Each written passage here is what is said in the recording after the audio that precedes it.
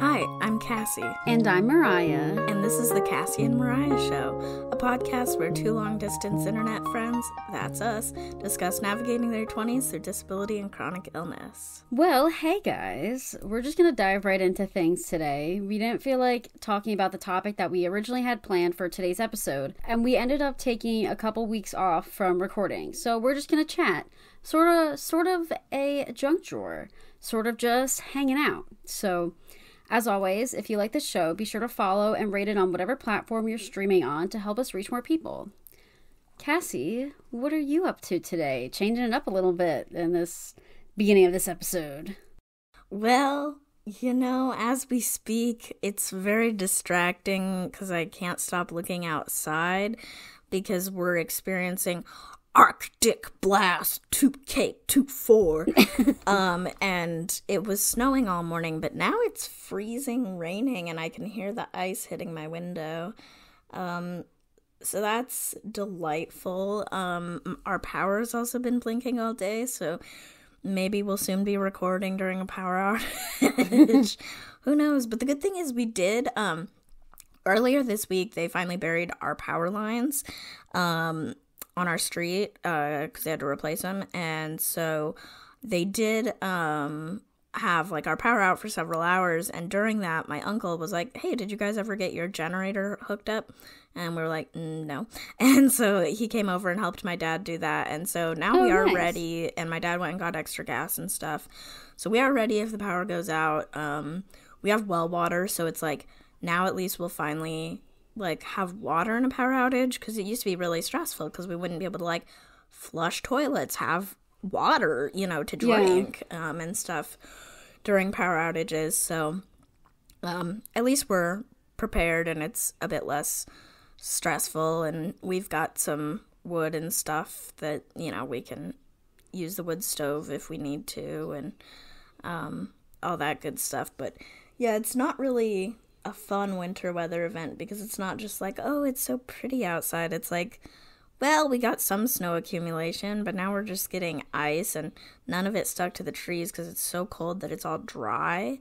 Because I love when it's like a winter wonderland out there and like right. The trees are all white, but it's like that's only when we get wet snow, and this is dry. But I am grateful we're not, at least at my house specifically, we're not getting the wind. Everywhere else has really, really bad wind. And so we're not getting that, which is nice. But I think that's probably what's making our power blink wherever there right. is wind. So, didn't you say that the temperature feels like 1 degree? Yeah, that's what my weather app said. And last time I was out there looking at like our thermometer for outside our house, it said it's 14. That's crazy. That is so wild to me when it's that cold. Like, I can't even comprehend what that feels like. The birdies, oh my god, I'm gonna cry. I want to bring them inside. We keep feeding them and stuff. But it's like the snow is blowing up on both our front porch and our back porch. And so it's like they're all pretty much up against the house, and they're all fluffed up, and like there's like little bird footprints in the snow, but there's also bird butt prints because they're literally hunkered down so hard to try to keep their toesies warm that they're like, and it's like they're all fluffed up, and there was one that was like just sitting there not moving for a while, and I was like, is it okay? And then it started moving again. I was like, oh, thank God. But I'm so worried about the critters. My dad's like, we need to build a quail hut. I was like, yeah, literally need a chicken coop that we can put heat lamps in or something for our poor birdies. When it would get cold around here, and I used to get medication delivered in styrofoam boxes, like through the mail. Yeah. And I would take those styrofoam boxes, cut a hole through the side, and you're supposed to put like hay or something in them that's like dry but can absorb water, for animals to keep them warm. Like, 'cause I would do that. I would make them for cats. And then I would go back outside in a couple days, and I would see the hay in there, like, all disturbed, so I know something was sleeping in there. And it was, like, an easy way to, like, make an insulated little hut for them to sleep in that wasn't going to get, like, ruined by the water and stuff like that. So it is possible to make something for them. Oh, good to know. Yeah, because my mom gets, like, her insulin in those containers. Okay. Well, that's good to know, because, yeah, we just feel so bad for them out there. And especially because, like, our forest right now, it's like, you know, they usually, you know, are in the... I'm in the trees. Sorry. All I do is watch Instagram Reels. I haven't even listened to that song. I was going to say, I have only heard that song through Instagram Reels. Yeah. And honestly, I mean, I don't know. I just don't really care about movie soundtrack songs very much. Unless it's Barbie. But, where was I going with any of this? They, like, their nests and stuff, it's like, I don't know where the birds are sleeping because, like, everything's so dead out there. It's like all the blackberries are dead. You can, like, see straight through the forest. I'm like, where are y'all getting any, like, protection? And, like, here I am being upset about the poor birdies and stuff when I know there's also literally people who are out in this shit right now, and it's just... Well, I was going to say, even, like, animals can are way better off than, like, most people are. Exactly. You know, like, that's how when we had a solar eclipse a couple years ago, and people were like, oh my god, deer are going to look into the solar eclipse and, like, burn their corneas. And they were like, deer aren't going to do that because they know not to look at the sky. Like, deer don't look directly. Do you think they're going to stand in the woods and stare directly at the sky? They're not Donald Trump, period. I was like, animals are smarter. Like, they have lived so long that they're okay. Like, they literally have natural instincts that tell them what to do and what not to do during certain weather. Instead of human brains that fucking override that and go, yeah, but whatever. Literally me the other night, I was like, oh my god, it's snowing. I go out on the back porch. I'm like, wait, I want to step out farther on the porch and look. Well, the fucking porch was wet. My crutch slides out from under me. I fall on my ass. Oh my god. So yeah, human instincts, not good. You have shelter. Stay in it. You know, that's funny because I actually got a really gnarly bruise on my calf for carrying my kettlebells up the stairs, and then I tripped, and I hit my knee on I hit my calf on the stair, and the weight hit the stair, and it's like, we have wooden steps, like, in the basement going up, so, like, I was so, like, oh, this weight's gonna go right through the fucking staircase. It didn't, but my brother came running, he's like, are you okay? And I was like, oh, I was carrying this upstairs. He's like, why? I'm like, dude, it's 10 pounds. If I can't, like, I want to exercise with this. If I can't carry this upstairs, then, like, I got bigger things to worry about. But, I got this gnarly bruise on my calf from it. I'm about to give a bruise review. Oh, fuck. It's pretty big, too. Oh, my God. It looks like a bump, too. Yeah, I think it's a little raised. Damn. God, it's so bad. It's, like, really, you can really see where like, my stair imprint, like, the dark blue. It pisses me off that I don't bruise because I want the visual validation for how I feel, which I'm sure is how chronically ill people feel all the time. Oh, yeah. I was going to say, I bruise enough for the both of us. Yeah, well, Courtney does too, and I'm just like, you guys, come on. I never have visual evidence for what I have put my body through. It's so funny. Like, sometimes I get, like, my dog, I'll be playing with Caden, and he, like, puts his hand on me, like, a funny way, and the next day I'll have a bruise. Oh, and my I'm God. like, I bruise so easily. I've just never, I do not bruise, period. Like, I just don't. But I was really sore the next day. Well, I was really sore pretty quickly. I mean, the good thing is when you're 3'7", not far to fall. Not far to fall. Usually the thing that hurts the most is, like, my arm, like, will get kind of, like, mangled by my crutch a little bit. Right, like, it gets kind of caught up in it. Yeah, but this was a very straightforward, just, you know, my crutch slid out to the left, so then I went down too.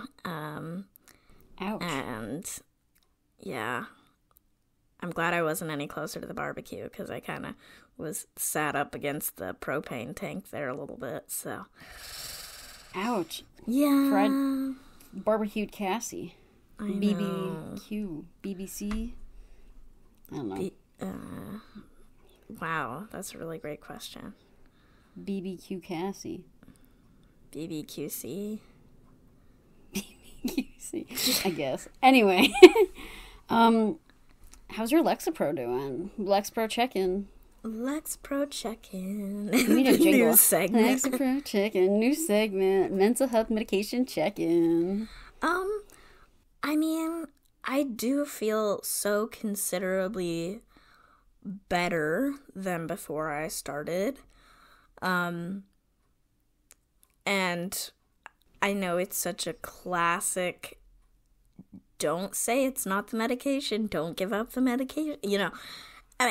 My life is also better than it was last year, which we are only 13 days into the year. So, you know, don't speak too soon, I guess. But, so that's also helps, though, obviously. I do think I'm starting to get used to it a little bit. Right. And so some of those depression symptoms creep back in, and same with the anxiety, thinking, thoughts. But, I mean, like I said, it's better than it was. I do have a check-in with my doctor coming up this week, so I am probably going to say, you know, I think we still need to go up a bit more because, yeah, I mean, most of my side effects are gone, which is really nice. The appetite thing is still pretty screwed up. Yeah, I was gonna say, you're pretty, like, you were texting me about that when we were talking about the snacks the other day. I was really surprised because that kind of subsided for me, like, within a week or so. Yeah, it's been pretty bad. With work and stuff, it's been a little bit better. It's almost like I'm using enough energy that I get hungry. And also, I guess I will say, because before, the only way I would know I was hungry was because I was, symptomatic of, low blood sugar. I was, trembling. And that was and I was like, oh, I guess I need to eat. And then it would go away. Although then sometimes if I went from, that state of, low blood sugar to then eating something to get it up, then I would have, heart racing feelings.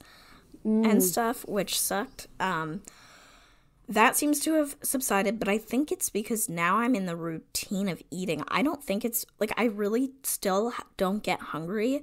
I just know that I kind of constantly need to be snacking throughout the day, or else I do get those low blood. So it's very frustrating.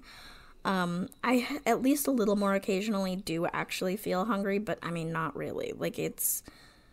It's kind of annoying, but I mean, we eat every day, so I you know what I mean? It's one of those things where I'm I can just, it's manageable. I was gonna say, it sounds like you're managing it, the best you possibly can, and, you're just, figuring out, what, what to eat, what you can eat, as much as, snacking isn't, really fulfilling your appetite, it's not a meal, at least it's better than not eating at all.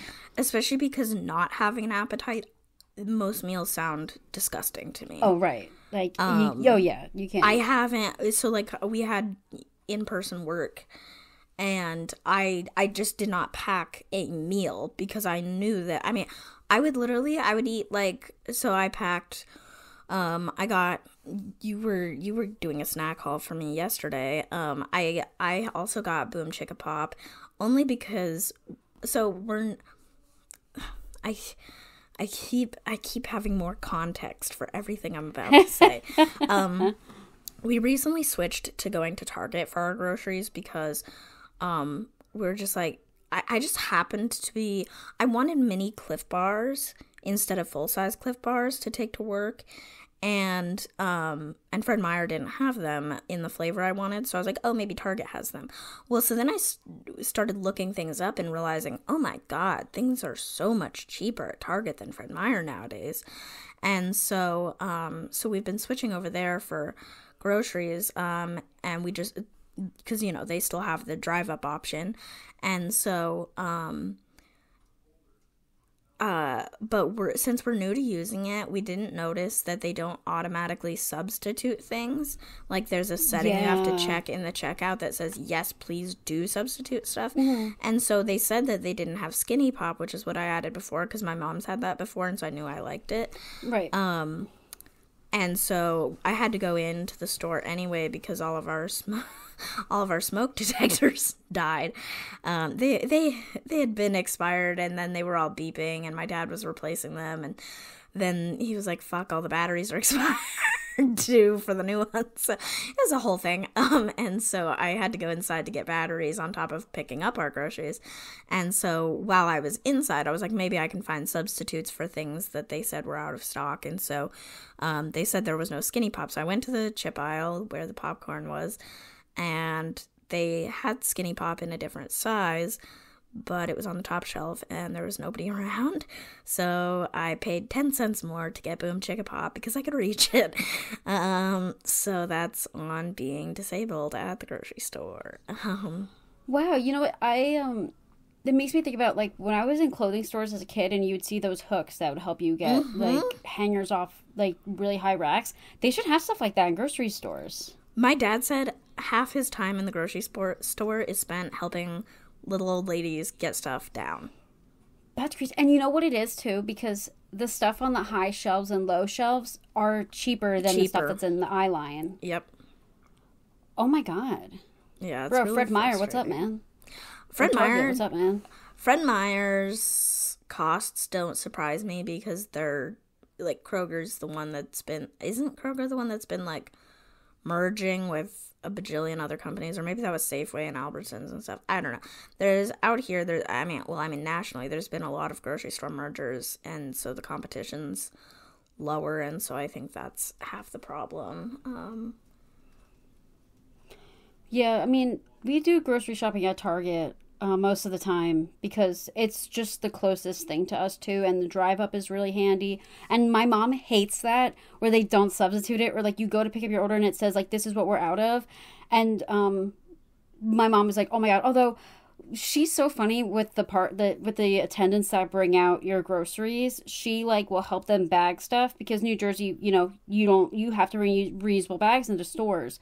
So when they bring out that Target order, it's like in the cart with a bunch of shit. Like it's not in bags. They don't do paper? No, they don't do paper at Target, at least. Most places don't do paper. Marshalls and TJ Maxx do paper, but I really don't see paper bags often. That's weird because they banned plastic bags here too, and for a while our Target had these, and this made no sense to me. They replaced them with supposedly recyclable plastic bags that were thicker, heavier, horrible. I know exactly what you're talking about. Horrible. And so I was so pleasantly surprised when we've done our drive-up orders lately, and they have paper bags with handles. No, yeah, I mean, Whole Foods has those. Where else has them? I don't know, CVS sometimes. CVS takes Venmo, which is so funny to me. But, my mom will sometimes talk to the people that bring out your groceries, and sometimes she gives them, like, an Uncrustable to take and be like, here, have this. And the kid's like, I don't want... The kid's like, oh, no, it's okay. And she's like, no, you can have it. He's like, okay. Like, it's kind of really funny. And sometimes it's the same kid. She's like, oh my God, hey. I was like, you act like you like he remembers you, but like you act like you're like friends. Oh, you think really that cute. I'm not friends with Michael, Cole, Kayla, Tara? I know the Fred Meyer Click List employees by name. Kayla and I, we chit chat. She goes, that. how's your mom? Because she knows I'm not Linda. I honestly don't do drive-up orders because I just like, I don't leave the house much anymore. So like, if I go to Target, it's an adventure for me. So I have to go inside.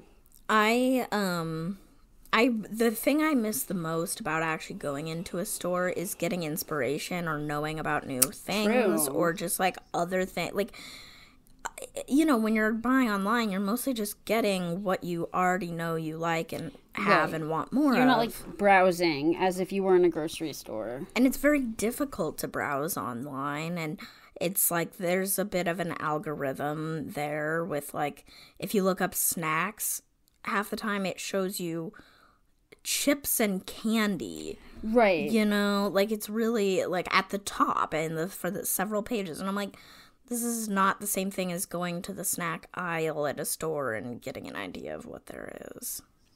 Speaking of snacks, so yesterday I did my monthly ShopRite haul to Cassie, which actually was the first time I sent you a haul of the ShopRite food that I get. So I don't think I've talked about this on the podcast before, but I'm part of this like program for people with CF in New Jersey where we get monthly ShopRite gift cards.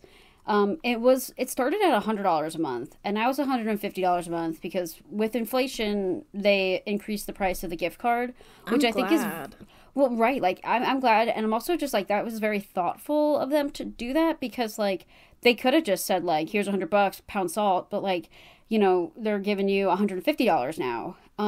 In the past, I would honestly give the gift cards to my mom and be like, here, buy food that, like, you know I like, buy stuff for dinner, XYZ. And it wasn't until, like, the past year or so that I was really more intentional with buying stuff for myself because, like, now that I'm getting into, like, a little bit of cooking more, when I was, like, going to work, I was bringing stuff that I would have to bring to work with me. Because I was like, why not get, like, a mac and cheese cup instead of eating fucking lunch out every single day when I can make lunch at work, like when I was working? So now I'm, you know, go to ShopRite once a month with my mom, and I just kind of, like, go through, like, I love going through, like, the healthy food aisle and kind of just buying whatever, because, like, there's certain things I cannot buy with the gift card. Like, when you apply for the gift card every year, when you do the re-app, they tell you, like, you can't buy stuff like coffee, you can't buy sodas, you can't buy candy. You kind of have to buy, like I can't buy anything from, like, a hot food bar or, like, cold food. That sucks. Like, you can't buy, like, prepared meal. Like, I can't buy, like, rotisserie chicken. That sucks. Well, like, part of me is, like, I understand the stuff like soda, candy, things like that, because, like, that's unhealthy foods. The stuff that's, like, the cold bar food, like, I don't really get it. I mean, if you buy it, they're not going to tell you, like, they're not going to, like, deny you or anything. But, like, I think it's just more of, like, if you're buying this thing every single month, they're going to be like, hey, don't buy this. Like, you know, please don't buy this. Like, I mean, because there's no, like, they don't, like, give you any consequences that are, like, oh, if you buy this too many times, your card gets revoked. Like, you know, they don't say things. Because even, like, I buy sometimes, like, the Olipop sodas. Like, I'll go to the grocery store and I get, like, 4 of them. And I always wonder if that's something that, like, that's where I don't know if that's even something that they allow you to get, because, like, that's still essentially soda, even though, like, it's, like, a dietary fiber drink. Because it's more like a sparkling tonic, you know. But I've never bought a rotisserie chicken, so I don't know what their reaction would be. I will say it's not, and this is not specifically directed at the organization that gives you gift cards, obviously, but because I was also thinking about this, there's a bill coming up that, fuck, this is gonna be me all the time now. It's gonna be me talking about fucking legislation all the time. There's a bill about this. There's a bill, I believe, I can't remember the specifics of it, but it must have crossed my path at some point, to make it so that way, people on SNAP can get pre-prepared food. Yes, I saw this.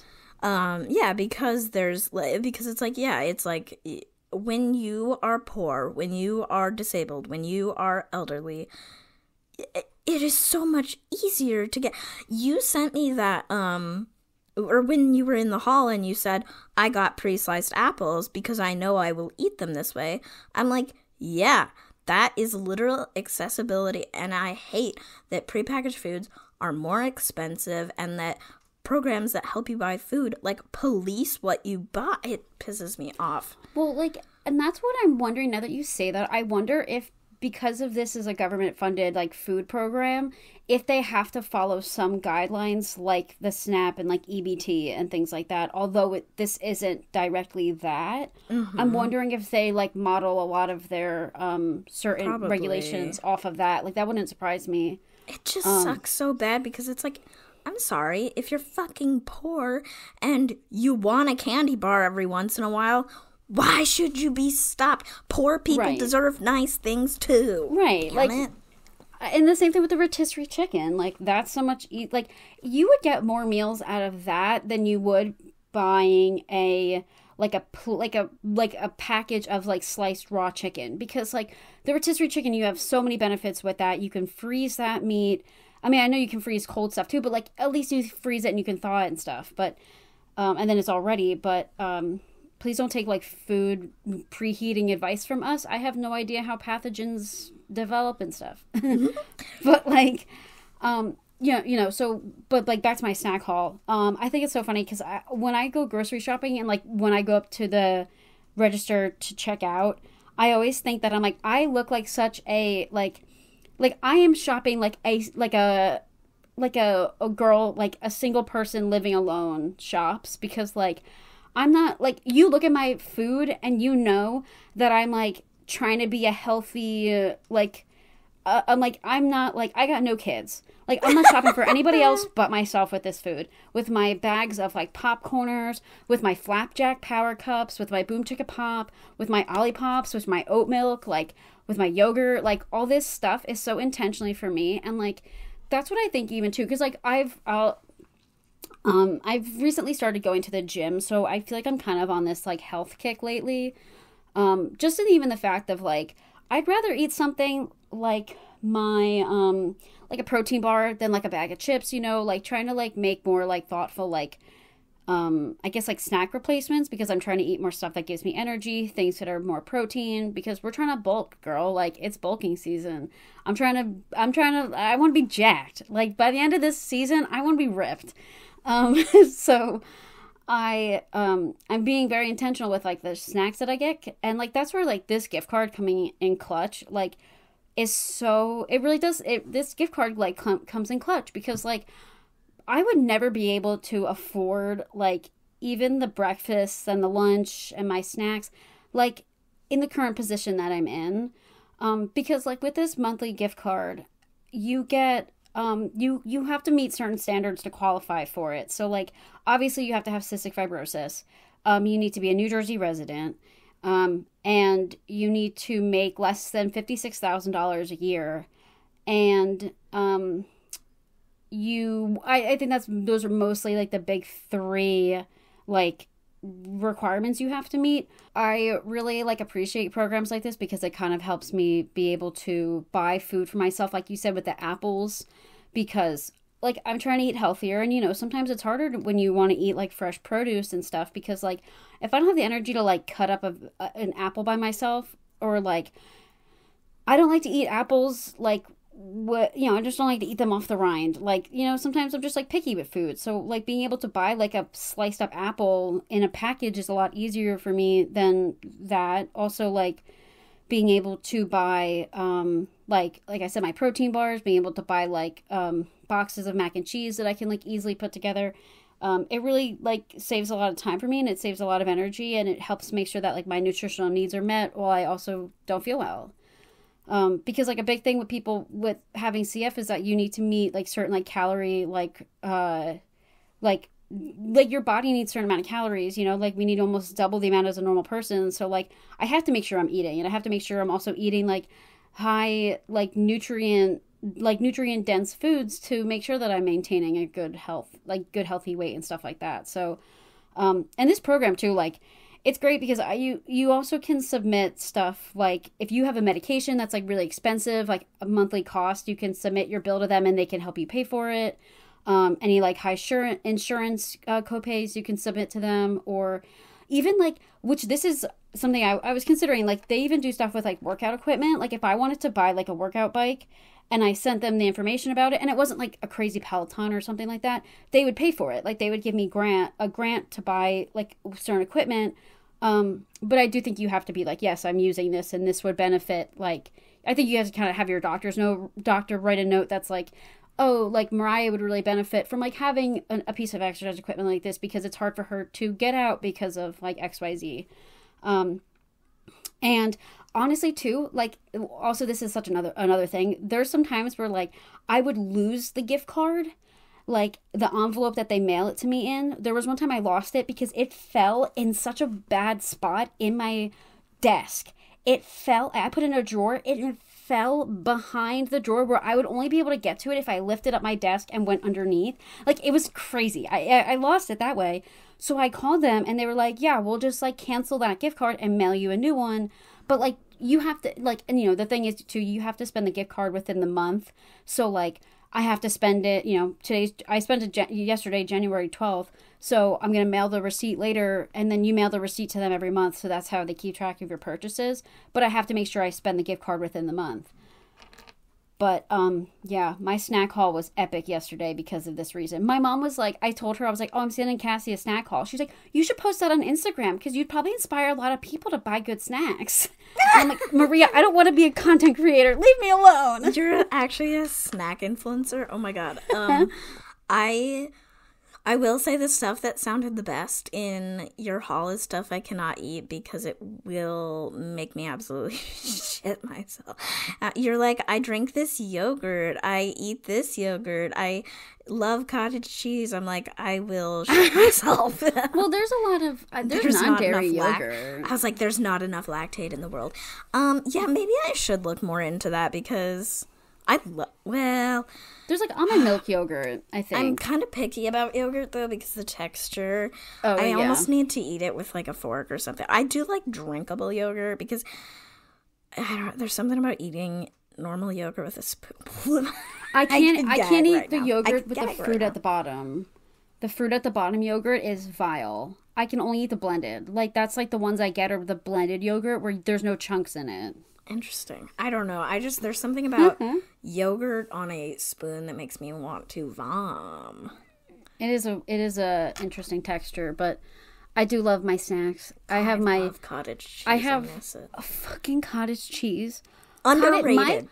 My ideal breakfast when I have the energy to make like a good protein because also this is the thing with my trikafta, I have to make sure I'm like eating enough fat with each meal to make because the medication needs fat to absorb. So in the morning when I put oat milk in my coffee, I like to get the Oatly full fat oat milk because that oat milk helps like it has enough fat in it where like if I have a cup of coffee with the oat milk in it, like that's almost enough fat where I don't even need to worry about the food that I eat for breakfast. Like that's where I can just have a bowl of cereal and I'll be fine. Dry cereal, of course, because milk and cereal, it grosses me out. That's my texture thing. I can't. Wet cereal, disgusting. Vile. Oatmeal's fine sometimes. Holy shit. Don't look at me, a cake bowl, puke bowl woman. I did eat a Caesar salad out of a different puke bowl. We have a lot of puke bowls. I've thrown up in about every Tupperware in our house. I can't wait. That's going to be so nice when I come to visit and feel weird about eating food in your house. Yes, ma'am. I'll keep you away from the puke bowls. That's fine. I did eat a Caesar salad out of one the other day. And I was like, I can't use this bowl again because it was not okay. The thing is, usually we're using them for mixing things or storing like the things. Dry ingredients. We're not usually eating out of them. And I was like, this is too close to me. I cannot hold it in this way. I cannot hear it. I can't touch it. I was like, this is not okay. But I have been an absolute slut for Caesar salad. No, Sorry. I actually was looking at salad bags yesterday when I was in ShopRite, and I was kind of like, But I do love, you know what's so good? Trader Joe's has like a pickle salad bag where it's like salad and like a little bit of like a dill pickle flavored dressing. Delicious. Damn. Oh my god, I haven't been to Trader Joe's in a long time. They're building one by me, which is going to be fun. But I was going to say, there's not one anywhere. It would be a trip. Speaking of you and meds and stuff, though, I didn't ask you how your Lexapro is going. So we know that I'm on 5 milligrams still. I see my doctor next week to talk about how it's been going. I honestly there's also other factors in my life right now that I'm like thinking that like I feel good because like of XYZ and stuff like that. But yeah, exactly. But I do think that like my depression has definitely like the symptoms of that have subsided, but I'm mostly still pretty anxious. And I think it's kind of like certain things will trigger this anxiety and then it causes me to spiral and like overthink. And I kind of talk about it where, you know, like the analogy I made last week about the dog in my head. But this time it's almost like a hamster on like a wheel where that wheel is just like fucking zzz, like that hamster's like filing his nails because he's running on that wheel so fast. So I do want to talk to my doctor about like increasing my dosage, maybe 5 milligrams more. So this way it's a 10 milligram pill. Because my more recent thing, I wake up at like 3:30 in the morning and I can't fall back asleep for 2 hours. And then sometimes at that point, like the other day I was going to this networking event where I had to wake up at 6. So it's 5:30 and I'm still awake. And I'm like, well, at this point, I might as well just stay up. Because what am I going to do? Fall asleep for 20 minutes? Like, I can't. So that's been something that's really been bothering me lately. And I actually kind of been wanting to go back to the dispensary and get some edibles to take like a micro dose to help me sleep. Because honestly, when I take like 5 milligrams or even less of like weed, it knocks me out and I can get like a good solid sleep. So I'm thinking I'm going to have to go back to the dispensary to get something like that to help me sleep, because otherwise I can't do this, because I wake up and then like sometimes I'll fall, like if I don't have to do anything that day, you know, if I wake up at 3:30 and I like fall back asleep around 6, I try to get up around like 9, but then because my brain is like, well, we're missing 2 hours of sleep, I almost sleep until like 10:30, 11 o'clock. And that just makes me feel so gross, because I really don't like sleeping in past 9. Like, because then at that point, like by the time I get ready and everything, it's like 1 o'clock in the afternoon. Yeah. And I'm like, bro, most people are like almost done with their workday, and I literally just took a shower. I will say, and not to be a total judgmental asshole, that I'm glad you're switching back to taking it in the morning, because I think that you kind of maybe should have just pushed through being tired the first few days of being on it, because they say you're supposed to, if you have trouble sleeping at night, you're supposed to take it first thing in the morning, and like my sleep is back to normal again.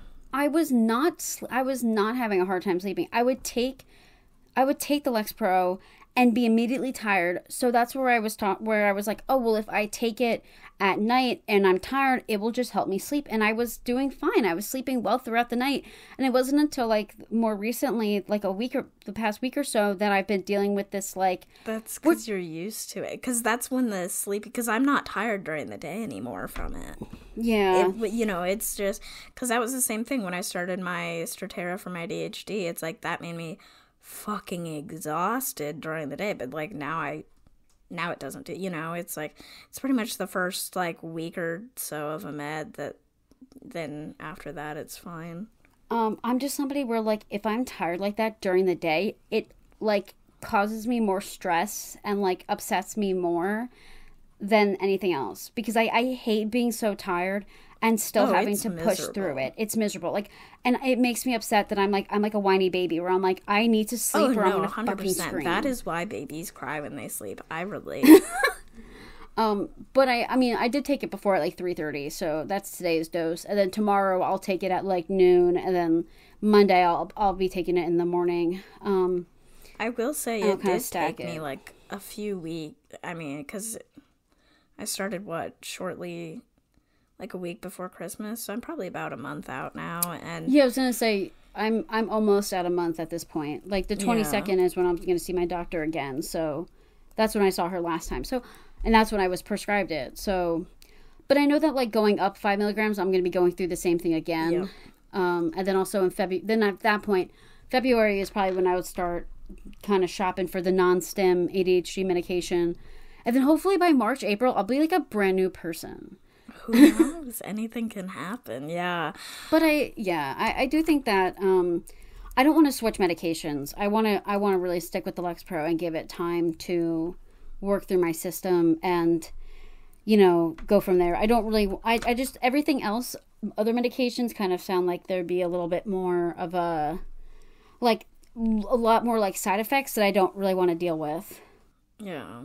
But I think also what's been helping me too is going to the gym, because I'm burning more energy throughout the day. So then at night I'm actually tired. Like I have no problem falling asleep, but it's just waking up in the middle of the night and not being able to go back to sleep is what's like, that's what's bothering me the most. Which like, and that's where like when I wake up, it's like that's when I deal with those like intrusive thoughts. That's when my anxiety spirals like at 3:30 in the morning, which is like so weird. So bad. It's such like a witching hour time too. Like when you're up at 3:33, like that's literally like when aliens come to visit. So maybe that's what's waking me up.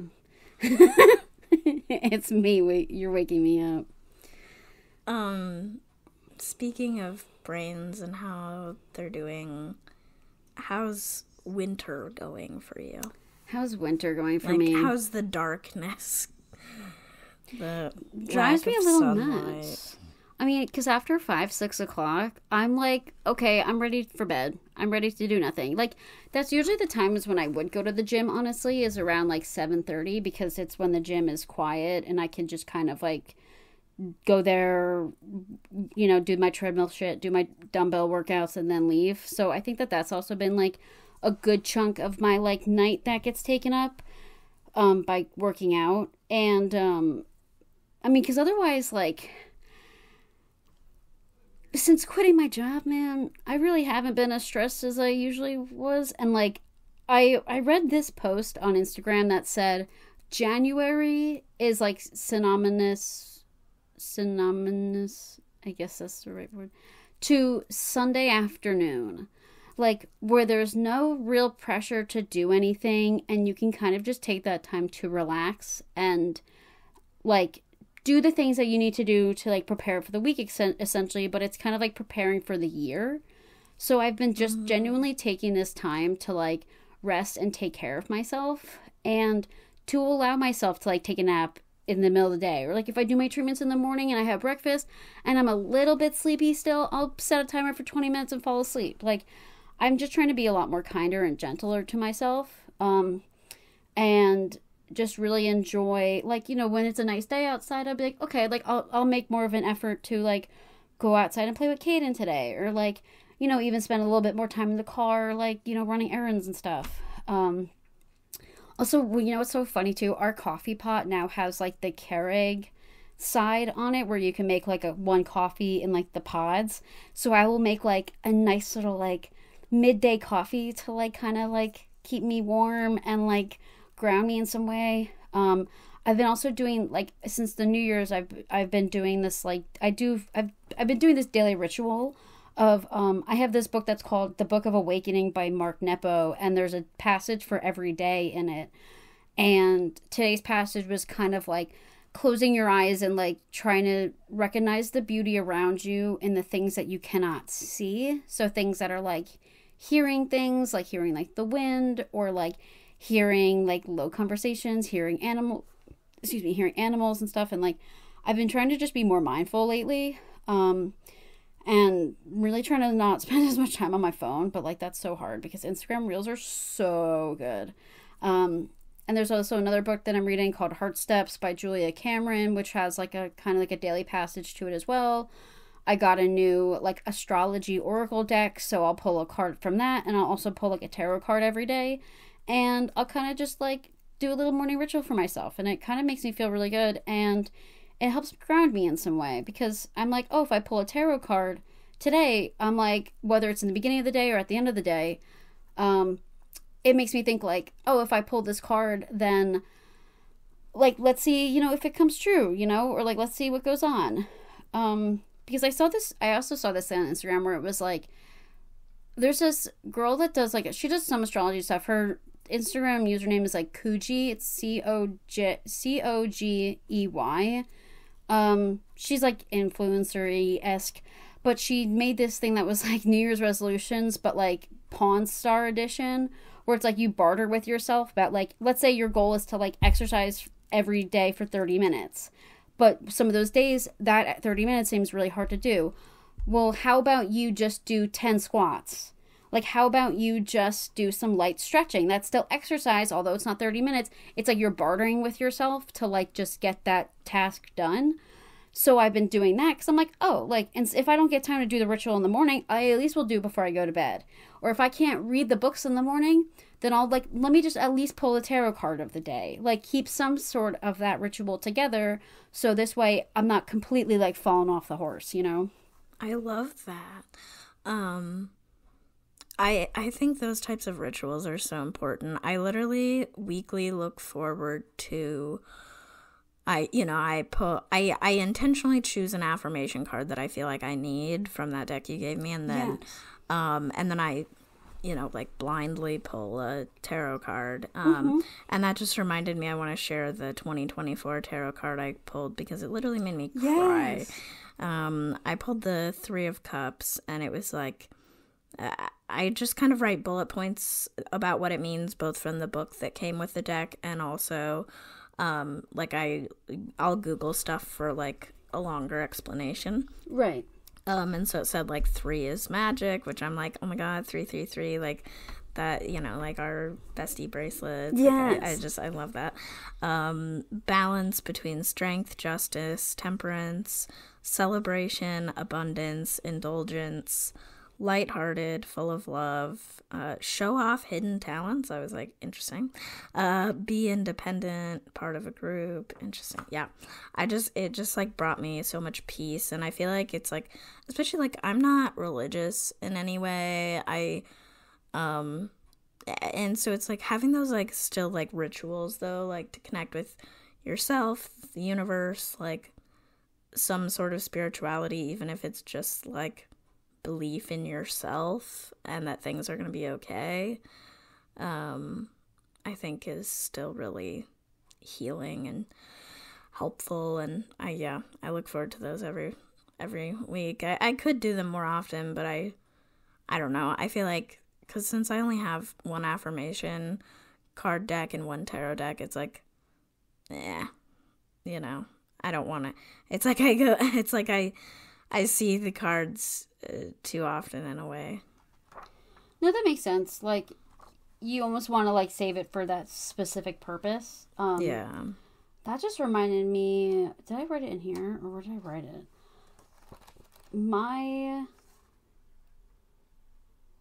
Oh, I didn't write it in my planner. My card of the year was the 4 of Cups. Which was, so the 4 of Cups, in tarot, it means like new opportunities and invitations flowing to you, but like you are only saying yes to the things that you really want to do and like you really want to like invite into your life, which I think is just something that I really need to practice, because I will say yes to shit that I don't want to do all the time, and I need to more implement like saving my time and my energy for things that I actually want to do. And also just to like, it kind of means like realigning your energy, and entering like a new phase in life. And, you know, saying no to things because you're like waiting to say yes to the perfect opportunities for yourself. I love which that. I love that. Like, you know, it's like it's very much like a timing card in a way, like waiting for the right time. So I love that you were 3 of Cups and 4 of Cups. I love. Also, the art of the 3 of Cups card is amazing. Like, that, like, joy. It's very much like a joyous celebration. Like, it's a bestie celebration, you know? The other thing that's helping me get through winter right now, so for work, it depends the day. So this past week we were working in person down in Salem, and so it's in the morning. It's about an hour and a half commute, but I like to leave 2 hours like before I would need to be there, because, you know, it's like, especially in the morning and stuff, and especially this past week, like the weather was sketchy, it's dark, it's raining. Yeah. I tend to drive more, like, I tend to be going under the speed limit more in the morning, because I'll just stay in the right lane even if I'm behind a truck, like stuff like that. And so it's like I'll often be going under the speed limit, so I'm not getting there in as quick of a time as Google Maps says I would be, kind of thing. It just, and anytime it's raining, really, it's just so hard, and it's dark when I leave and stuff. And so when I was waking up for work, I was waking up at 4:45, because I would leave like somewhere between 6 and 6:15, so I could be there by 8. And also because when I get to work, it's like, okay, make sure that where I normally park is available. Then I have to unload my scooter, get inside, get through security, get up to the office, settle in. I'd rather be a few minutes early than be late. Because that's the big thing to me. I'd much rather be early than feel stressed about being late. I want to feel relaxed and like I can take my time, take care of myself. Of course. Because if I hate waking up early, I don't want to just feel worse in the morning, you know? And so I was like, oh, well, I've heard of people getting like sunrise alarm clocks where as it's closer to your alarm going off, it like gets brighter and brighter and brighter. And so I researched a few online, and the one I got is actually discontinued, and I bought it from somebody off of eBay, and which made it cheaper, which I was like, hell yeah. And it's like, I mean, I would say it's brand new, but it's not, because it didn't come with the box that it came with, and it didn't come with a manual and shit. But also it's very annoying because it's like a USB cord, but it's extremely short, and I'm like, how is this supposed to reach down to the plug-in in the wall? So we had to get a 3-foot extension cord just to plug the damn thing in, and even then, it's only barely on my table next to my head.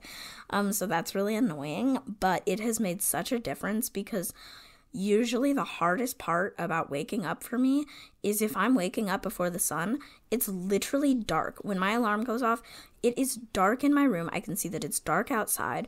When I clap my clap on, clap off light on, and then it turns on, it's fucking blinding, and it makes my eyes want to shut, and it makes me want to fall back asleep.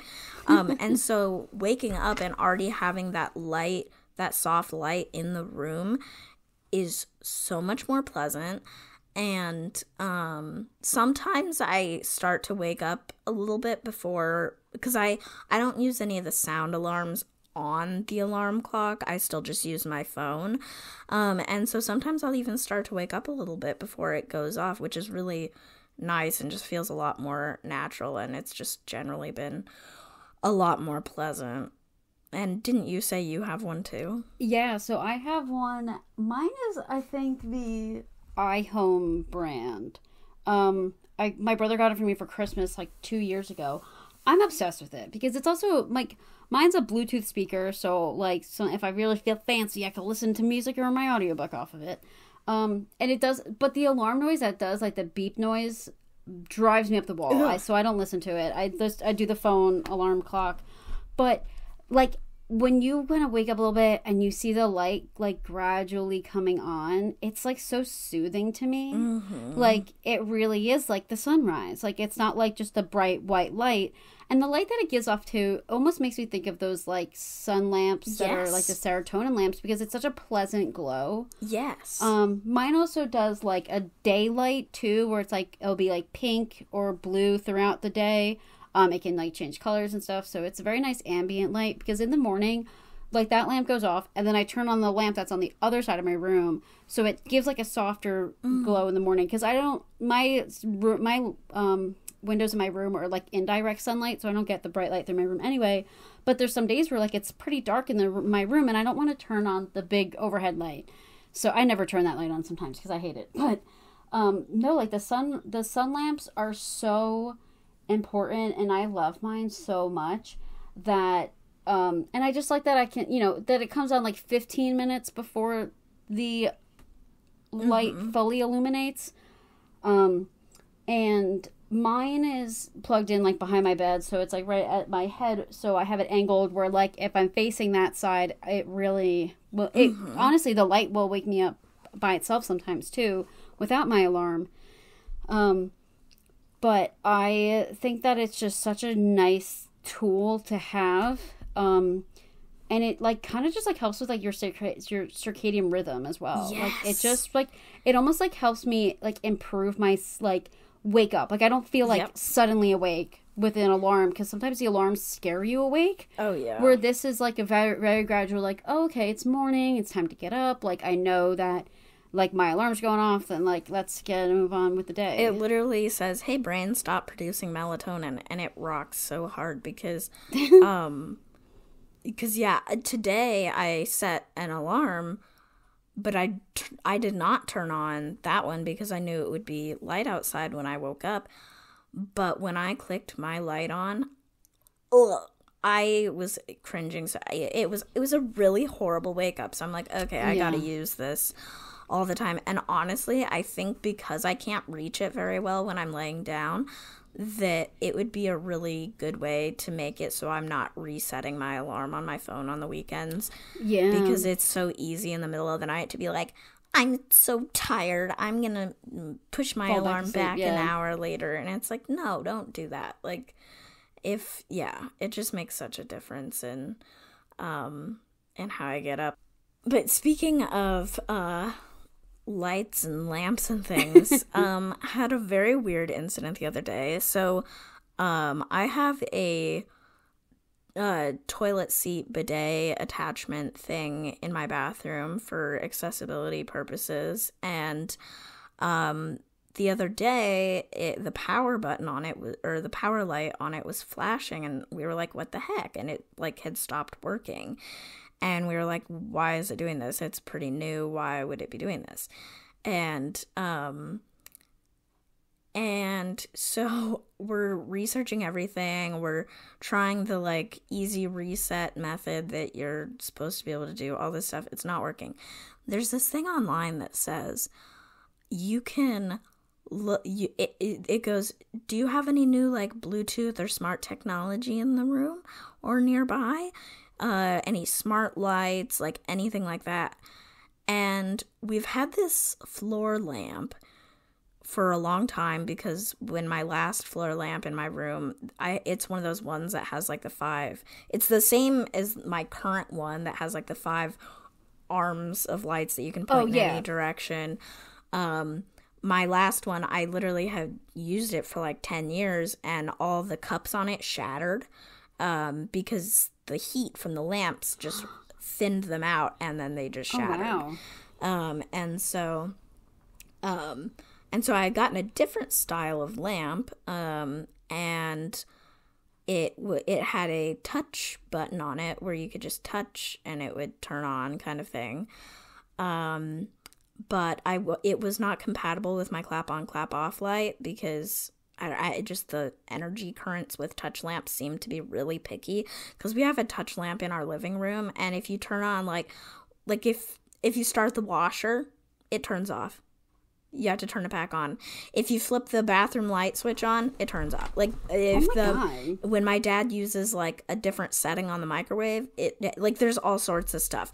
It's like any changes in electrical currents seems to knock it on or off, or only off. It doesn't randomly turn on, but you have to turn it back on yourself every time it does that. But so we've had this lamp in the hallway, because once we realized, oh, it was just the clap on, clap off light, and like otherwise this lamp works perfectly fine, we realized, oh, we don't need to Goodwill it, we can just put it somewhere else in the house.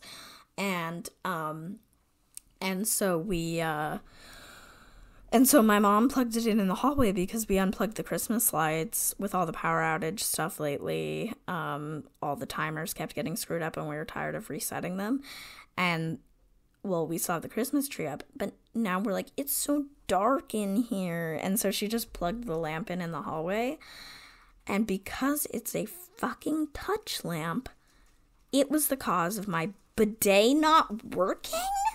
It makes no fucking sense. They're not in the same room. That's some Looney Tunes ass shit. Right? I'm like, yeah, my hallway lamp broke my bidet. Like, make that make sense.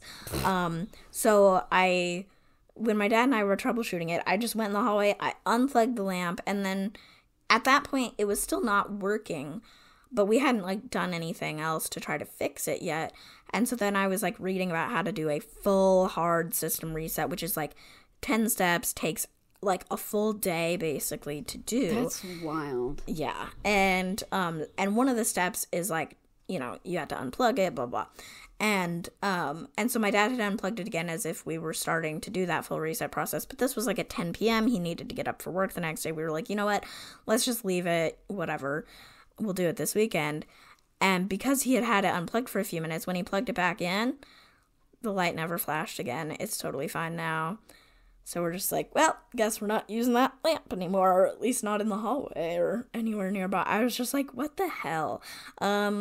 And so then, yeah, after I had troubleshooted that, I proceeded to say, well, I'm not in the electricians union for nothing, because my new job is unionized, and we're part of the, the International Brotherhood of Electrical Workers. I love that. That was a good job. Obviously, I'm a fucking electrician. And even it's like when we're talking about like the power lines on the street and stuff, I'm just like, well, you can trust me, because I'm part of the Electric Workers Union. And I just can't stop making that joke. So. Iconic. Yeah, speaking of toilets, I mean, I was going to talk about my. I don't. So, honestly, the real reason why this episode was, like, so delayed in terms of, like. Because when we recorded the last one, like, right before New Year's Eve. Yeah. And now it's January 13th, and we're recording this almost 2 weeks later. I had a horrible stomach bug that I dealt with for, like, a week. And I actually thought it was from my Lexapro, because I was dealing with the stomach bug, like, a couple days after I started my Lexapro. I don't know what it was. My brother, like, the only reason why I was like, oh, it's not from the Lexapro is because my brother also dealt with the same thing at the same time as me. And then the next day, I had a stomach bug. The next day, my mom was sick. And then a couple days after that, my boyfriend was sick. So, like, we all just had this, like, random stomach bug. I was shitting, farting, throwing up all at the same time. And it was the worst, where I was sitting there on my bedroom floor holding my vomit bowl and being like, God, what did I do to deserve this? Like, did I, like, fucking, like, walk past somebody and they tripped because of me? Did I walk past, like, you know, like, did I cut somebody off in traffic and they casted a spell on me? Like, what did I do to deserve this endless pain and suffering? Because, like, when you're that sick, you feel like you're never gonna get better. Like, it's scary. That, like, half-hour time frame where your head's in the bowl, you're like, I'm gonna be here for the rest of my life. I'm going to die here. I mean, people literally if you're not careful, you could easily be hospitalized. The dehydration, it's not a joke. Yeah.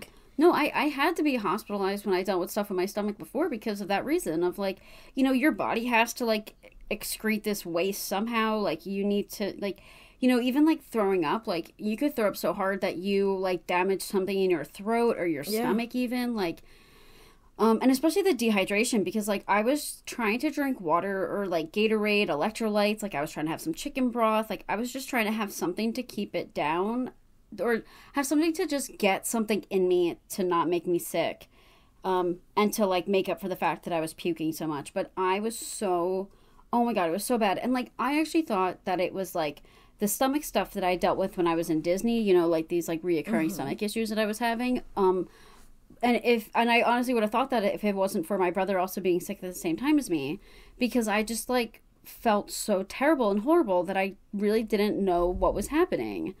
And that lasted for about a week, and it took a whole week at least for my stomach to resume some type of normal movement, because, like, I couldn't even stomach food that well.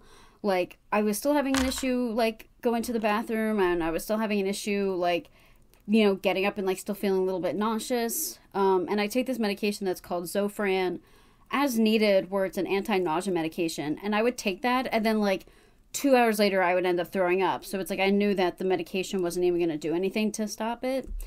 And, like, I feel like during that time, too, I saw something where, like, people were talking about, like, a stomach bug going around. And I just even wonder how that stuff gets passed, because this was, like, a couple of days after Christmas. And I, like, remember I, like, didn't use the bathroom at other people's houses. So I was like, I don't know how I got this. But, oh my God, it was so bad. Like, it was so rough. I actually had, like, a coffee the day that I got sick. And I thought the coffee was making me, like, I just thought there were so many other factors as to why I was sick, you know? Because I was just trying to figure out, like, what the hell was happening. I mean, literally, I haven't been sick since February 2020, and the last thing I had was a stomach bug. And I vaguely remember, like, literally being scared. Like, I thought I was gonna pass out. Like, I felt like I was gonna faint. I remember being so exhausted from sitting on the toilet while also throwing up that I was like, I literally was like, you know, you might literally have, I was like, I remember telling my mom, which, this speaks to America's healthcare system. I said, if I pass out, please call 911, because it's like, you know, because you're like, I don't want to pay the fucking hospital. But it's right. Like, which, I don't think I talked about this on the podcast, or maybe I did. my mom's dealing with fucking ambulance bills from last year because they go, well, the ambulance is out of network. Bitch, who the fuck's on the phone with 911 going, oh, but you need to actually send this ambulance because my insurance, like, no, bitch, she's about to pass out. Can you come get her? Like, what the fuck? And like also, there's only one provider. Yeah. You don't have a choice. What do you mean you're not going to cover the fucking ambulance? And you know what doesn't make sense? They fully covered her first ambulance ride. It was the second one that was longer that they didn't want to cover because they were like, well, it's a lot of money. It's like, bitch, why do you honestly think we want to pay for it? It feels like such a crime that stuff like that is like the give or take. Because that's like, what are you supposed to do? Drive somebody that needs immediate care to a hospital? No. I mean, it's the same thing about how, like, you can go to a hospital and have to get emergency surgery. You go to a hospital that is in network, but the doctor that treats you is not in network. Like, that to me, and it's like, are you serious? Oh, so now I gotta pick up, like, doctors out of a lineup and ask them which ones are in my insurance, and that's the one that can perform surgery on me? I could talk about this forever because of how mad it pisses me off. But even just stuff with ambulances, I think that it's such a joke. Like, you're telling me an ambulance that is unnecessary, like, that's literally emergency care, is out of network.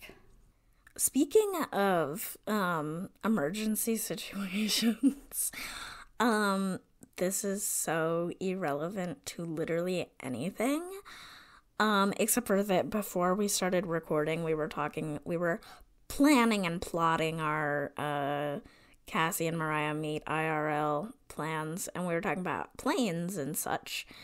And she was like, well, I'm not going to fly Spirit Airlines, of course. And I was like, yeah, although who trusts any airline? Because, you know, it was just last week that the fucking piece of airplane flew off a plane leaving Portland, and she was like, what are you talking about, Cassie? I still don't know what you're talking about. Literally they call it fuselage, and I was hyper fixated on this for days because I was literally sitting in my room taking my shoes off, about to go to bed, and my mom was watching the news, and I was overhearing it, and it was like, a plane taking off from Portland this evening had a piece of the side of it fly off, and passengers say a kid's shirt was ripped off and sucked out, and they had to come in for emergency landing only 20 minutes into the flight. It was a whole thing, and I was trauma searching. I was trauma scrolling. I don't know what was wrong with me. I don't know what part of my brain said, I was like, I need to see pictures. I need to see videos. I don't know what in the hell's wrong with me that I needed to see it. Was it just the door that was ripped off? No, it was like the window. It was like, they said it's like about the size of a refrigerator. I mean, it's like, people thought it was the emergency exit door kind of thing because that's about how big it was. Right. But it wasn't. It was just like the window and like that part of the side of the plane. Oh my God. Yeah. And nobody was injured? I can't remember. I think I can't remember. I think some people might have been injured from flying debris, but I don't think anything crazy happened, but I would imagine this is not a hashtag news show, so true. Don't trust my misinformation. I was going to say, I wonder if they were like going through turbulence, so everybody had their seatbelts on to begin with. Well, they were still climbing, so you had to have your seatbelt. Oh my gosh! And that's honestly, those moments are like, that's kind of the most intense part of a flight, like the climbing up and then down. Like, yeah, it really like. Well, and I'm assuming it flying off had to do with the pressure change kind of thing. True. Like if something wasn't sealed correctly. And so my friend said, "Oh yeah, it landed about a mile from our house." I'm like, "Holy shit!" That's the chunk that flew off, because the FBI is like, "Where is it?" They even found people's phones that flew out of the plane. sorry, I didn't mean to yell, headphone users, but Oh I was like, I'm sorry, some people can't find their phones in their own damn houses, and you found phones that flew out of a plane.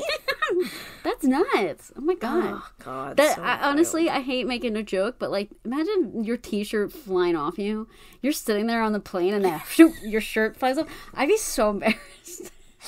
I just saw a reel of, I think I sent it to you, of somebody going to walk four dogs. Their dogs and they were their putting, pants. yes, they were putting their shoes on, and their dogs saw like a squirrel outside or something and started pulling them, and somehow they had like those breakaway pants on, and their pants got pulled off, and then their body got lifted into the air as their dogs pulled them out the door. It was... I cried of laughter. What that was is that I think they were wearing the belt that has the leashes on it, and the dogs pulling made the belt go down, which made their pants get pulled off, or was the breakaway pants. But I thought that was hilarious. Yeah, good stuff. Well, not good stuff. So scary and traumatic for all the people on that plane. Literally, and that's I horrifying. hope there's, I don't know, that's... Ugh, hate that, but I was hyper fixated on it for a few days there. But then I saw a reel of a picture of the door, like after it had like been found by the FBI, and people posting and being like, "I'm in the trees, I'm in the breeze," and it's just the door in different, like photoshopped into different pictures, and I was like, wow, we made it to the meming. The memification of fuselage flying off. Wow. Anyway. My recent hyperfixation has been I've been listening to the audiobook of A Court of Thorns and Roses. Mm-hmm. And how long is the audiobook? 15 hours. Oh, that's not as bad as I thought, because So, I've seen how it's not thick that the bad. books are. Well, so I that's also another thing I'm trying to do is like read more books, and I'm really kind of realizing that I'm an audiobook gal. I listened to Yes. Dead Silence by S.A. Barnes, which so good, such a good book. I listened to We Have Always Lived in the Castle by Shirley Jackson. Not as good, but I do like her as an author, so I wanted to give it a shot. And yeah, I actually DNF'd A Court of Thorns and Roses literally 3 times because I have the book. And it was just really hard for me to read. Because it's such a big book, too. It's like 500 pages. That's big for me. I usually read 300-page books. And I really couldn't get through it. And I started using my Libby account again because of the same reason of, like, trying to listen to audiobooks. Listen, if you... PSA, everybody, get a fucking library card. Because your taxes pay for this to begin with. And you can listen to audiobooks on the Libby app. All you need is the library card information. And they're of course, they're all free on there. You can place holds for audiobooks. You can place holds for physical books. It's so useful. And Actually, I have a hold think place. you can place physical books. You can place physical holds, but like it'll tell you when it's ready for pickup. Oh, on mine? Because I've done that. Oh, weird. On mine, you can't place holds for physical books. You can place holds for ebooks and audiobooks on Libby, and then for physical books you have to go on the library app or website. Interesting, because I thought I placed a hold for Mist and Fury, which is the second book in the series. If it says it's it's just a book, it's probably an ebook. Yeah. Well, okay, regardless. Ebooks, audiobooks, you can place on the app. Everything else, Libby I don't know. is a godsend. I cannot believe people pay for Audible and stuff like that. Well, so actually what's funny is like my boyfriend has an Audible account that he's been paying for the past year, and he has 12 credits on there that he has not used. So he's like, take these and use them. So I only have Audible because I was like, so between Libby and the credits that I have, I'm like, all right, well, I'm just going to like continuously listen to books. And A Court of Thorns and Roses, yeah, it's 15 hours. I'm about 70% of the way through it. Oh, and, that's good. I'm a lot further than I was last time when I was physically reading. I think last time I stopped around chapter 17. But I'm really liking it so far. I kind of feel like, I'm like, oh, I can't believe I put this down and I never gave the audiobook a shot. Because I know people said that the first book in the series is really hard to get through. Which I do see that right now, but I am kind of excited to be able to read a series for the first time, kind of on my own. That's true. So the other day when I was in ShopRite and I was walking around, I was like, this is the perfect time to listen to my audiobook. So I'm like, oh, you can listen to the audiobook in the car. I listen to it at the gym. I listen to it when I'm at the grocery store. Like, you know, because I'm not a person that, like, I need to... if I'm listening to music, I'm going to constantly be touching my phone to change the song. And I wanted to listen to an audiobook, because if I listen to an audiobook, then I'm not touching my phone at all. So I was in ShopRite, and I was at some part of the book where it's, like, a little bit smutty. And I was like, oh, like, in the aisles of the store going, oh, my God. And I'm like, holy shit. I'm like, I am listening to smut in public for the first time. This is a new experience for a 26-year-old woman. I'll be on the bus listening to an audiobook, and you're just listening to the filthiest thing you've ever heard in your life, and you just look like you're just sitting there with the most neutral expression. People think you're listening to music, and they have no idea what is going in your ear holes. And I don't even listen to smut. Like, that's not, or I don't read it. Like, I'm a horror novel gal. Like, I don't listen to stuff that has things like that in it. So I really wasn't like, and that's like when I was texting you about it, and you were like, I didn't know that book was that horny, and I was like, I don't think it is. I'm just such like a newbie to this, that any mention of stuff like that, I'm like, oh my God. Yeah, like, you pretty much can't. I mean, there are obviously, like, some romance novels that don't, like, that purposely don't, because there's plenty of people who don't want to read it at all. At this point, I'm desensitized to it. I really don't even care anymore, like, how spicy a book is or is not, because I care so much more about the plot. Right. That I'm just like, I really don't care as long as the actual story's good, because I'm numb to it. I'm like, you can say whatever you want in this book, and I will not bat an eyelash. Speaking about filthy things, which isn't even filthy, because, like, women's bodies should not be objectified. Facts, no printer. I've been dealing with this issue lately where I kind of don't know my bra size. Like, and I know it's because... know mine. Well, also, like, I've never gotten mine measured. Like, your boobs change so much. Like, they say you should get size... Anytime your weight fluctuates, that's the first thing to change. Oh, yeah. Like, they say you should get sized, like, every 6 months or so if you're a bra wearer because of that reason. Wow. So, That's more often than you're supposed to go to the doctor. Literally, your boobs get more attention than the rest of your body does. I mean, that's the price you pay as, like, women. That's the price you pay as a boob haver. That's why I just wear, like, sports bras. Well, so that's the thing. Starting in 2020, I was, like, very much wearing, like, unlined bras, like, non-padded bras, like, sports bras. I was not wearing anything that had a cup or underwire because I just wasn't comfortable and I wasn't going anywhere. So within the past year or so, I started to get these, like, unlined bras from Aerie, and I would wear them and I was just, like, not comfortable in them. So recently I got sized at this store in the mall called Soma, which the woman that sized me was so kind and made me feel so comfy and safe that I'm like, oh, good. I guess because, like, you know, it still feels like a vulnerable thing where you're like, I don't know my bra size. And, like, she, like, was really patient, and I was, like, telling her about how, like, the sizes I was wearing and stuff, and I was officially diagnosed with having D cups. I'm a D cup titty girl over here.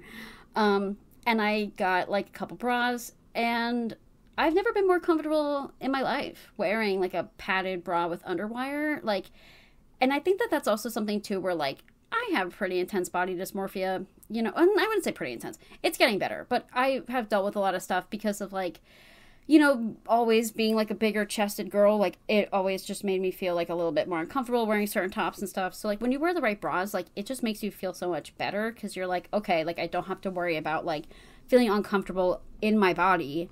So that was a thing I did this week where I'm like, okay, cool. I got some nice comfy bras. They're cute. And I feel good about myself now.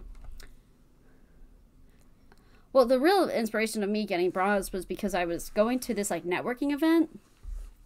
So I wanted to make sure, like, the clothes that I was wearing looked professional enough. Which, not to say that you have to wear certain bras or certain clothing to go to certain events and stuff like that. You can wear truly whatever you want. But I just, for my own comfort, I wanted to wear something that helped me, like wear, this turtleneck top that I wanted to wear. Yeah, because you want to be wearing clothes that don't make you think about what you're wearing. 100%. Or that just, like, uplift you and make you feel confident and good instead of having to worry. Exactly. And, like, or even just, like, wanting to wear something that's, like, you can kind of, like, stand tall in, and you're wearing something that, like, you are, literally you're not going to think about the clothes that you're wearing. So you want to be comfortable. So, I went to a networking event on Thursday morning, which is so funny because I had to get up. That's the day that I woke up at 3:30 in the morning, couldn't fall back asleep. So I was exhausted.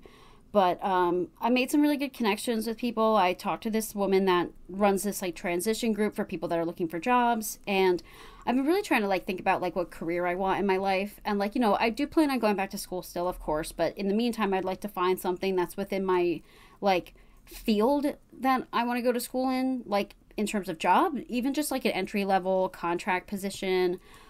It's hard because I can't do any internships because, you have to be aligned with a school to do an internship.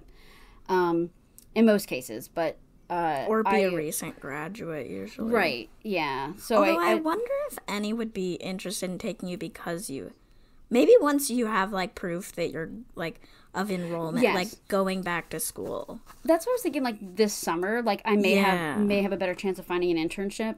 But at least for right now, my idea was, like, looking at certain jobs that are entry level or contract. I actually applied for a job that I found for copywriting that really didn't require a lot of experience. That's with Nintendo. So we'll see what happens. Maybe I'm the girl that works at Nintendo this year. That'd be crazy. But, like, it's giving me a lot of hope.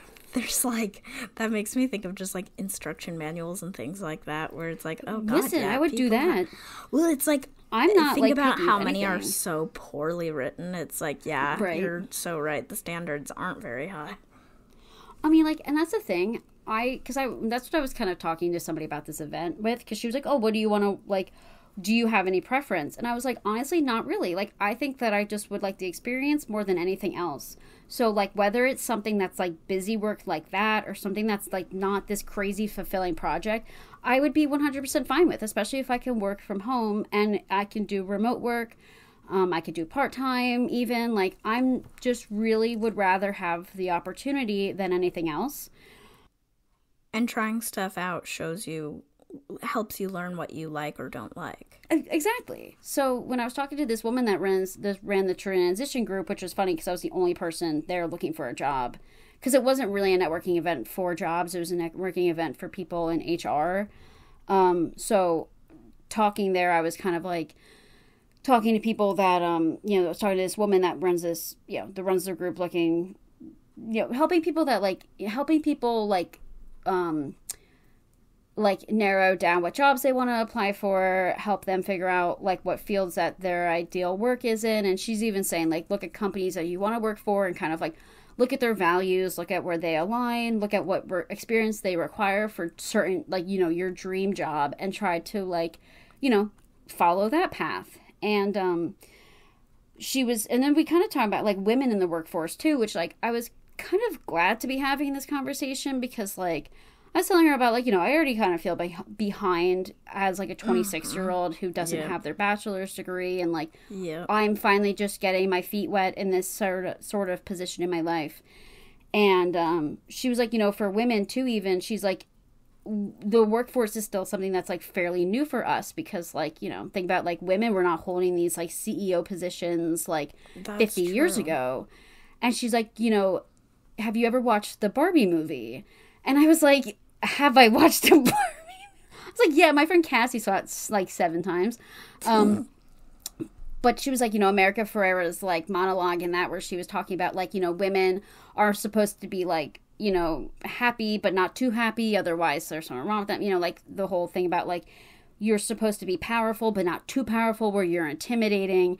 And she's like, we need more of that, though. Like, we need more women that are, like, bold and that don't, like, squish themselves into this box to make other people feel comfortable. Like, we need to uplift women in these environments because it uplifts everybody. Like, you know, she's like, there's so many times where like women feel like they're in competition with one another when really it's like we need to be together. Like, it's community over competition.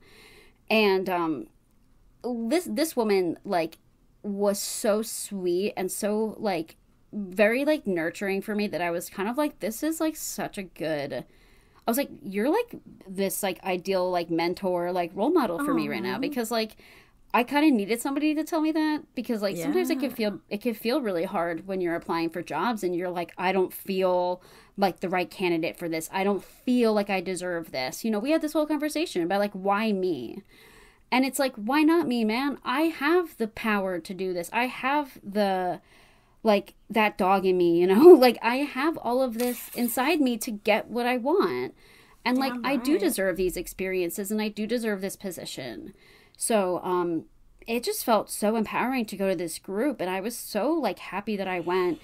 And I do hope that I do get some. I did pass out my resume. I did talk to some people and make some connections on LinkedIn. So I really do hope that I get some good, you know, even just like connections out of this. Like, if I get a job, wonderful. If I don't, I'm still glad that I went. So if you're listening, you can add us on LinkedIn. Please. Oh my God, yes. We actually were like talking about how we want to make a podcast page for the LinkedIn. Just because neither of us want to necessarily add it to our experience if we don't have our like logo, because we hate when we add companies that don't have a logo. Like, we want it to be cute. So I want to make a Mariah's Crystal Studio page for LinkedIn too, because of that reason. Exactly. Oh my God, very real. They should let you pick like some sort of stock like microphone picture. You know what I mean? Like, yeah, instead of like the little buildings, or like just like squares. be able to upload something if they're. I don't know. That would be so nice. Yeah, no, I feel that though, because I mean, it is so hard. I mean, for so many reasons. I think that, you know, this was my first full week of work in my new job, and I absolutely loved it. But the whole time, and this is probably again where, I mean, it's like part of it is my anxiety. Part of it, though, I think is just like actually me needing to like change my thought patterns and perspective and stuff, is like, it's so hard like the whole time to not just be like, why me? Yeah, like, why me? Like, yeah, like, yes, this is amazing, yes, I'm good at this, yes, and yet I'm still asking why me. Like, I think because I'm just like, I like, it's like hard not to be like, oh my God, how did I get so lucky? And it's like, yeah, I didn't necessarily, I mean, like, I'm sure there's some element of luck involved, whatever, but I did the work to be where I am. Yeah, yep. You put yourself in this position. And instead I just keep being like, I feel so lucky, they're doing me a favor. It's like, no, Cassie, that's literally not how people think, actually. Or maybe it is. Who knows? If you're my boss and you're listening to this. Hey. Yeah. No, but yeah, my first week of work was literally so good. I do think being a perfectionist is really funny, and like having ADHD is really funny in the sense that, like, you know how with like any new hobby or whatever that you do, you're like, it will, this is boring and hard because I'm not good at it, so I'm just not going to do it or whatever. Yeah. And so it's like, you know, there were some elements of the job, like constituent communications, something I've literally never done before. And I'm like, oh my God, why am I not perfect at this? Why is this not easy?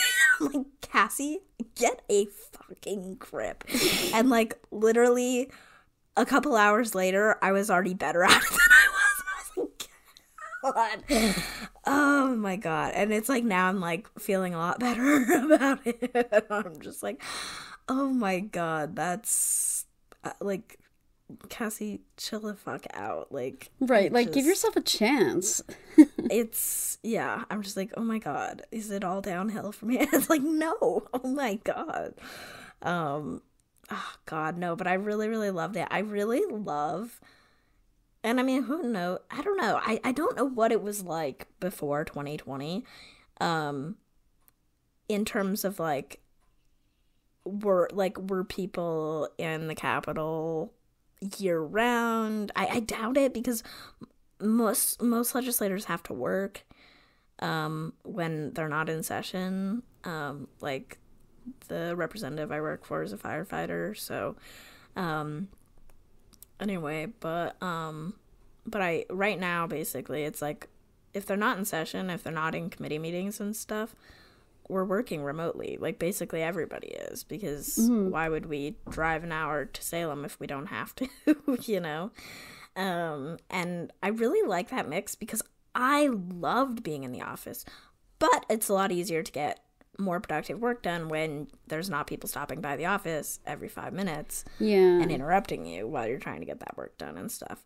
But I really enjoyed the mix of work of, like, getting to research the issues that people were reaching out to us about, and you know, some of the tasks I would do would be, like, really repetitive, and, like, you're not having to, like, really think about it much, and I love kind of stuff like that too. Like, it was just such a nice mix of different things that I was getting to work on, and I literally met so many people that I'm like, I don't know how I'm gonna remember all your names, but it was so fun and nice and cool, and there's just so many cool people of all different ages and backgrounds from all over the state, obviously, working for different legislators and things. And it's just so cool, and I just literally feel more hopeful about my future than I have in months, and, like, feel like I'm exactly where I'm supposed to be, and it just feels really, really nice.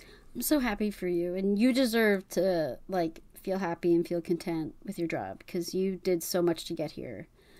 It's all you, baby. Like, you know, as hard as it is to accept, as hard as it is to, like, look past the imposter syndrome, it's like you have to, because you wouldn't have got this job if you didn't deserve it, you know? And I know, like, the job application process and the interviews and stuff was a, you know, like, you know, it was a harder experience to go through, but, like, it's like you were, like, given these opportunities at, like, such a perfect time in your life too, like, such a big transitional period, that, like, you are able to, like, fully step into this role and be like, yeah, I can do this. Like, I don't know, it made me think about, like, that little video that you post on your Instagram story about, like, the, like, Cassie, like, conducting the weather, you know, like, talking about the weather, that I'm like, oh, you know, that if you told your younger self where you were working now, she would lose it. She would be like, bitch, you're making me cry. What the fuck? I can't cry on the podcast. Yes, you can. Oh my god. But it just made me think about, like, your younger self would think you're so fucking cool. She'd be like, oh my god, really? We work at the legislature? We're an assistant? You know what really makes me cry is that my grandma always said I would end up doing something like this, and I always ignored her and told her she was silly because I wanted to work in the music industry, which she supported anything I did anyway, but she was always like, Cassie, you're gonna be like a politician, you're gonna be like a lawyer, you're gonna be like she just saw this for me so much. And yeah, I wish that she could see. I mean, she's still, you know, people are always with us, you know. Yeah. I think she's seeing you, and she's seeing how... I had a dream once about my grandma with a certain scenario like this, and it was like I was talking to her about where my life was at, and I'm just thinking, I'm like, I can't put it past me that, like, you know, people aren't always with us. Like, I think she definitely knows, and she's definitely proud of you.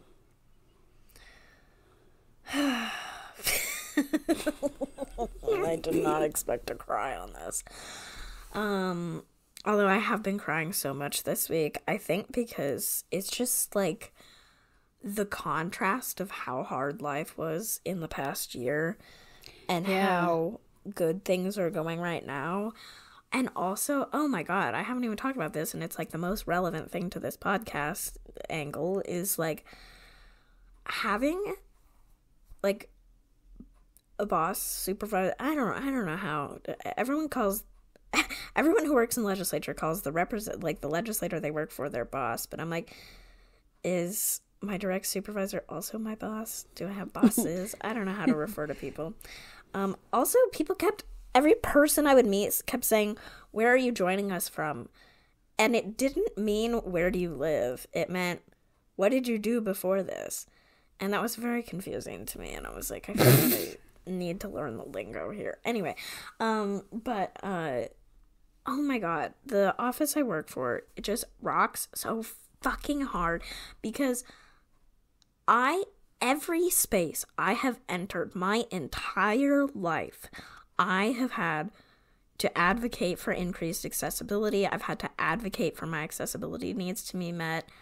This is the first time in my life that other people are leading that effort and taking that burden off my shoulders. They are asking me what I need and taking care of it. They are having the fights for me. They are making sure that I am not overwhelmed and stressed with having my needs met to be able to do my job. Like, I was originally planning on basically having to park several blocks away. Like, my first day in the office, that's what I did, and I got completely drenched. All my scooter was soaked. Like, I was frozen. It was horrible because it's like my scooter gets wet while I'm putting the lift back in the van. Because I'm not sat on it yet and stuff, and it was just like truly horrendous. And plus, it's like there's so many puddles and stuff I had to drive through, and it just was really not great. And so, like, that one of the first things they did was like figure out, like, they're like, we are gonna figure out, like,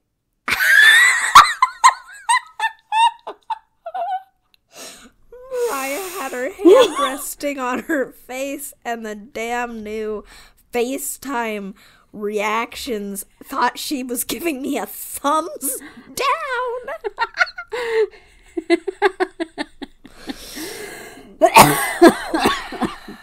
Oh my God, I literally went like that. See, it's doing it. I'm not even fucking doing it that hard. Oh my God. Wow. Oh my God, that was really funny. It's not doing anything for me. It never does. I don't know why. Balloons. So oh silly. my God. I like how it went behind me too. Okay, anyway. Yeah. Technology is advanced. But anyway, and so the first fight they had was, we're gonna make sure that you have a close parking spot and see if we can, get one reserved so you're not having to stress and worry about where you're gonna park that's accessible to you and that's not having to send you all over the place just to get in the damn building and stuff like that. And especially because and there's also a lot of stuff that, they're not necessarily gonna be able to change overnight at the Capitol in terms of right now the building's under construction. I think they're making it earthquake safe. I don't know if they're doing other renovations while they're doing it, but it's like been under construction, and so you have to enter through entrances that aren't the front of the building where you normally would enter, kind of thing. And there's 3 doors. The ones on the left and the right have staircases to them, and they are staff entrances. The ones in the middle are public, and they have stairs and 2 ramps. There's not 1, but 2. Meanwhile, the staff entrances have no ramps to them, and so that means on busy days during session, there might be a line to get into the building when I'm like So it's like there's like weird stuff like that where it's like, yeah, parking close is going to be more important if I'm going to have to wait in line just to get into the building, and stuff like that. Or like the desks on the floor might be too close together for me to navigate, And there's a rule that only legislators can walk down the middle aisle or the front aisle that are wider. For some reason, seems really archaic to me. And it's just like stuff like that where it's like, my boss said, she's like, I'm pretty sure nobody with a mobility device has worked in the legislature. Like, there's a couple legislators who use canes, but that is not the same thing as a mobility scooter. No. And like, the offices for the representatives are pretty cramped, and so they're actually, because we're gonna have an intern joining us during session, and so right now where I've been parking my scooter to transfer out to sit in an office chair, it's like where the intern would be sitting, and so we're gonna another thumbs down. Damn. I just want to be comfortable. I can't do it. And so we're gonna rearrange the office before session so that way I can still get to my scooter, but like we need better feng shui basically. But accessibility feng shui. Damn right. And she made a joke. She was like, damn, guess I'm gonna have to run for Senate just to because the senators have bigger offices.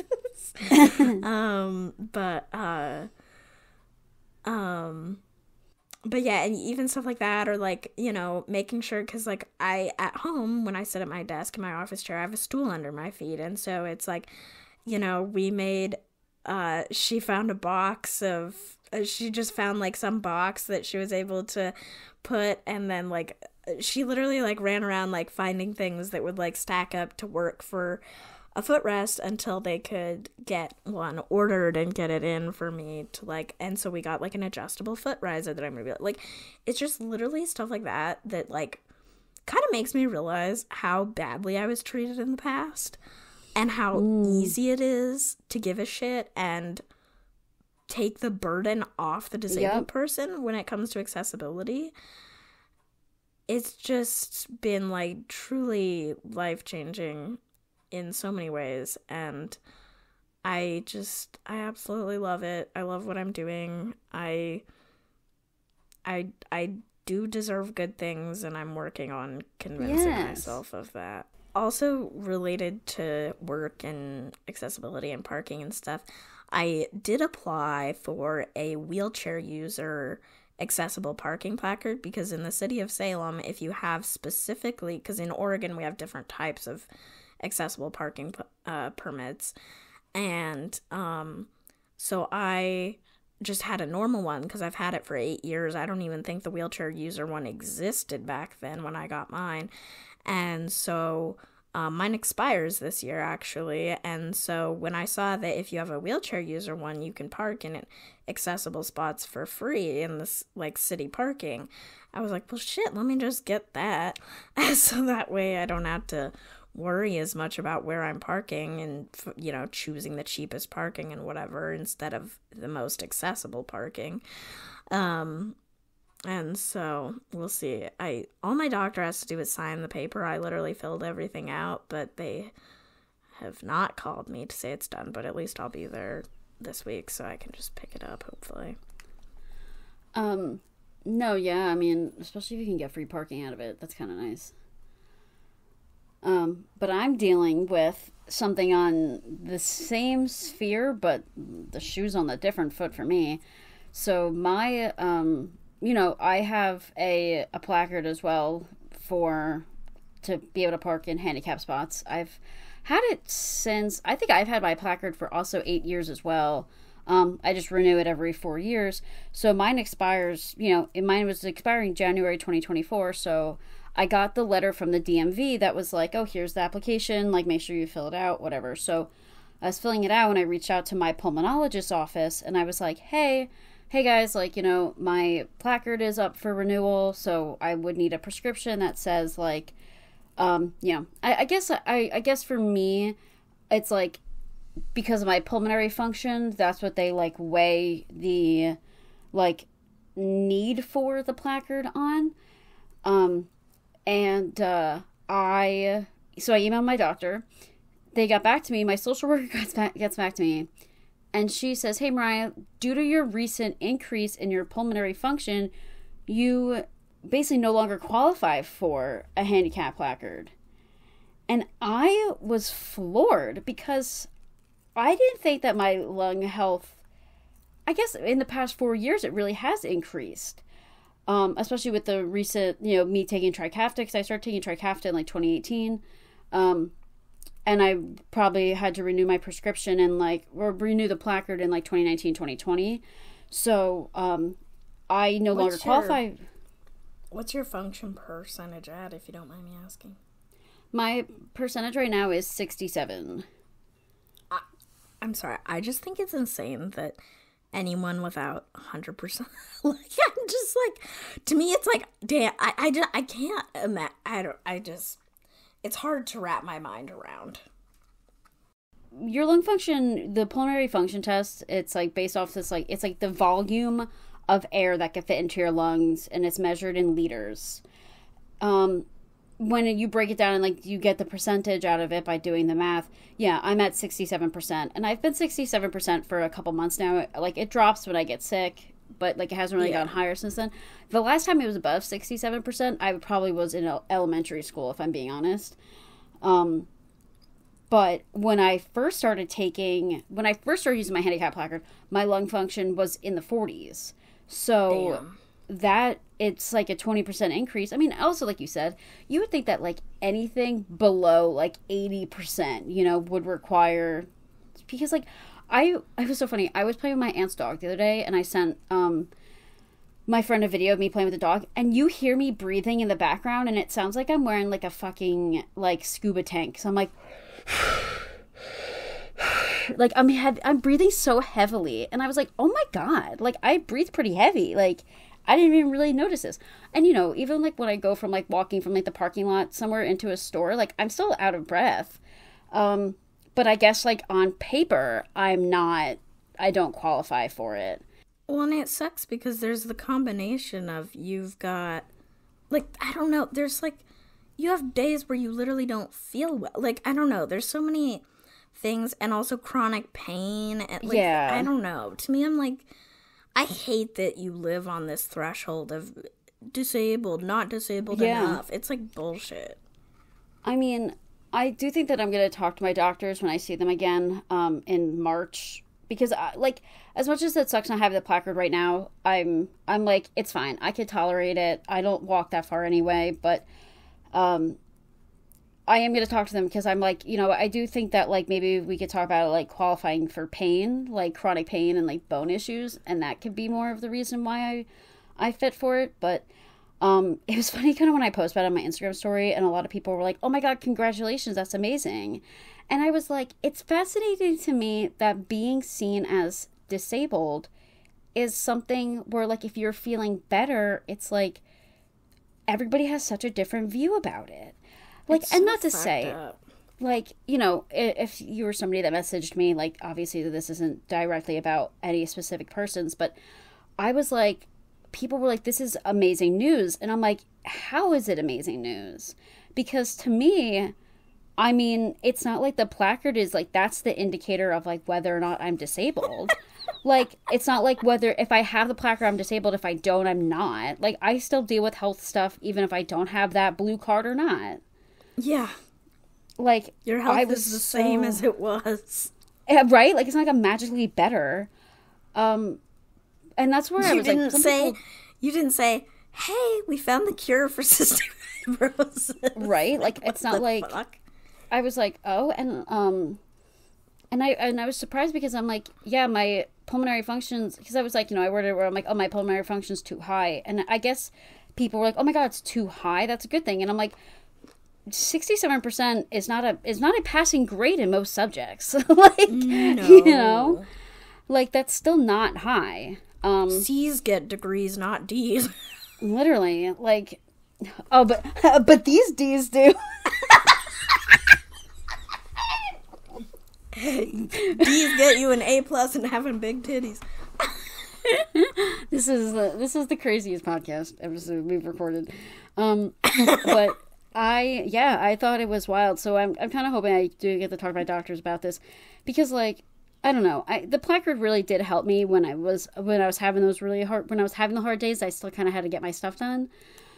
Or even like, being able to use it when like I would use it in like my friends' cars and stuff, when I needed to.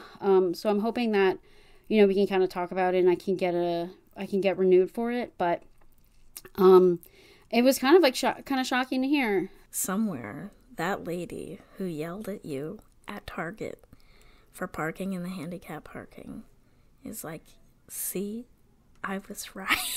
Literally, she's like, see, I was right. I scolded that woman a year ago, and I was right. God, I still hate that woman. When I go to Target, I think about that all the time. Like that started me being nervous to even use my placard, because I was afraid of still somebody saying something to me. Because again, especially when I'm by myself, when I would be like in this position of like walking out of my car. Because, like, my car, like, I got, like, butterfly seat covers on it. Like, I have a silly bumper sticker on the back. Like, I don't look like the typical, like, disabled person, of course. And my car doesn't look like it either. But I just think that, I just think that it sucks that I don't have the placard. And that I also don't feel any better. And that people judge, I don't know. People are always, like, looking for people faking disability and taking advantage of accessibility, and it's like, that's not a thing. I mean, like invisible illnesses exist. And it's like, anyone who fakes being disabled will so quickly realize how shittily disabled people are treated. Yeah. And realize there's no... it was a quote from, I started winter term, and one of my classes is a critical disability class, and a quote from my professor was, accommodations don't make things easier, they make things possible. And I was like, God damn, so real. Because that's the thing, is it's like, everyone's always like, disabled people get special treatment, blah, blah. It's like, no, we're just being given what we need to, like, get through life. Yeah, you're just given the same opportunities that most people were born with. Yep.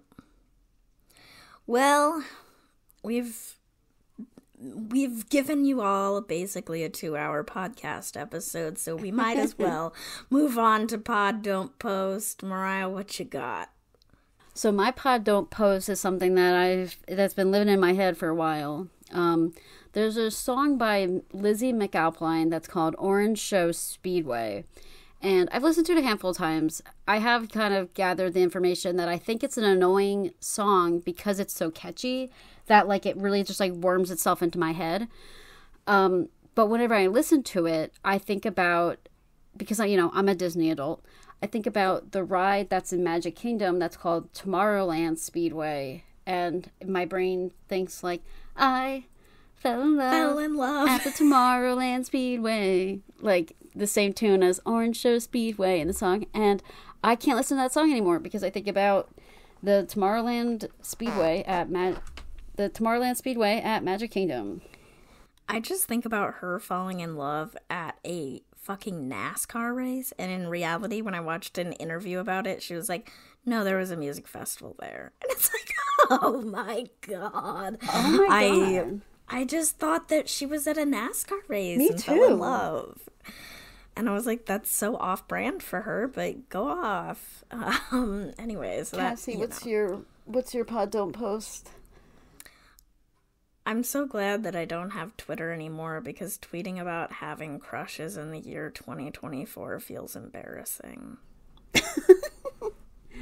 Hey, listen, it's what you do to survive, Sometimes you gotta tweet about stuff like that, but I understand. You can text me about it now. Damn right. Every time I see someone even mildly attractive, I'm like, Mariah! Well, that's a wrap on this week's episode. Be sure to follow the Cassie and Mariah Show wherever you listen to podcasts, at TCMS Pod on Instagram, and look out for new episodes every Wednesday. Bye!